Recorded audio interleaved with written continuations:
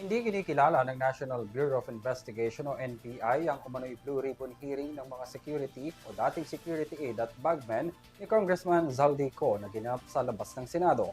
Ayon sa NBI, hindi ito legitimate na hearing kung pagbabasehan ang mga polisiya ng Senado kundi isang press conference. Narito ang aking balita. May problema kung gaganapin sa labas ng Senado ang nakatakdasan ng Blue Ribbon hearing sa ilalim ng Cayetano Block ng mga Maleta Boys na umano'y bagman at aide ni dating Congressman Zaldico. Una nang inanunsyo ni dating Congressman Mike Defensor na magkakaroon ng pagdinig sa Double Gem EDSA Garden Events Place. Pero ayon kay National Bureau of Investigation o NBI Director Melvin Matibag, hindi maituturing na pagdinig kundi isa itong press conference. Wala rin anyang natanggap na imbitasyon ng NBI mula sa kampo ni Senator Alan Peter Cayetano para sana mabigyan ng ilinaw ang mga aligasyon ng 18 bodyguards. Binanatan rin nito si Defensor na siyang nagpapalabas umano na isang hearing ang gagawing pagpupulong pero tila bahagi umano ito ng hakbang ng kanilang grupo upang ilihis o madistract ang atensyon ng publiko.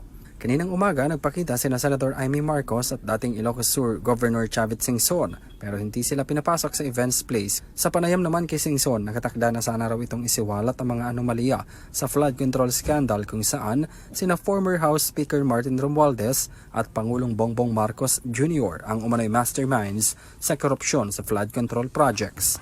Kalaunan, natuloy rin ang pagdinig pasado alauna ng hapon kanina kung saan dinaluhan ng grupo ni Defensor at umano'y mga panibagong witnesses na dati ring sundalo. Pinangunahan ang pagdinig ng kanilang abogado na si Levy Baligod.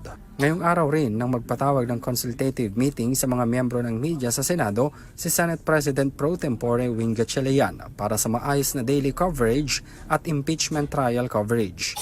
Samantala, hiniling na rin ang kampo ni Cayetano sa Supreme Court na maglabas ng isang status quo anti-order na naglalayong ibalik ang kalagayan ng mga nag-aalitang panig sa kanilang sitwasyon bago magsimula ang shake-up noong June 3. Wala rin sa listahan ng mga petitioners sina Senator Joel Villanueva at Senator Mark Villar. Para sa EuroTV News, ako si Henry V. Nicolas, sumasaludo sa bawat Pilipino.